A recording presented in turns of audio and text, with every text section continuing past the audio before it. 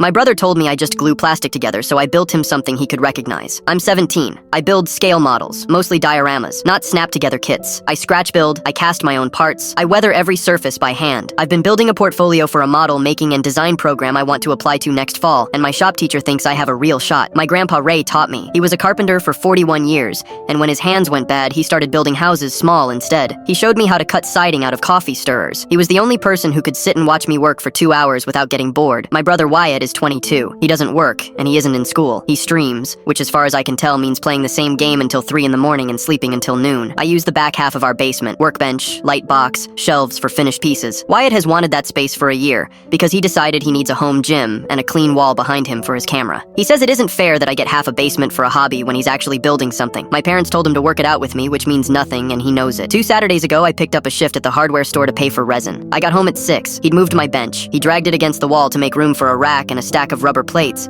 and to do it he pulled everything off my shelves onto the floor. Then he set a 45-pound plate down on the pile, 3 finished pieces, a grain elevator I'd been working on since February, and the one that was on the bench, still wet, still drying, went face down when he shoved it. I went upstairs. He had a headset on and didn't take it off. I asked him what was wrong with him. He said, "They're toys, dude. My equipment costs more than everything you own." I told him he'd just wrecked 4 months. He said, "You glue plastic together. That isn't art. Art's supposed to hit people. Nobody has ever stood in front of one of your little houses and felt anything. Everybody's just being nice to you." I had something to say back, but I could feel my face going, so I left. Here's the part I don't tell people. 3 years ago, my grandpa was living in our downstairs bedroom. He was confused by then. He'd ask me where my grandma was, and she'd been gone 6 years. He couldn't be by himself at night. My parents went to a wedding in February. Wyatt was 19 and was supposed to stay home with him. He didn't. He left around 10 to meet people, figuring he'd be back before anybody knew. Grandpa got up and went out the back door in a bathrobe. They found him the next morning in the tree line behind the Dennison place. It was 11 degrees that night. Nobody charged Wyatt with anything. There's nothing to charge him with. My parents told everyone Grandpa wandered off, and they never once said the second half of that sentence out loud. Not to him, not to each other. Wyatt was back to normal in about a week. He hasn't said Grandpa's name in front of me since, so I built our house. To scale, off the drawings I still had, because Grandpa and I measured the whole place one summer for fun. The back deck with the split board, the mailbox leaning the way it leans, snow on the roof and snow in the yard, the gray kind you get in February, the back door standing open, the driveway empty, and out past the fence line at the far edge of the base,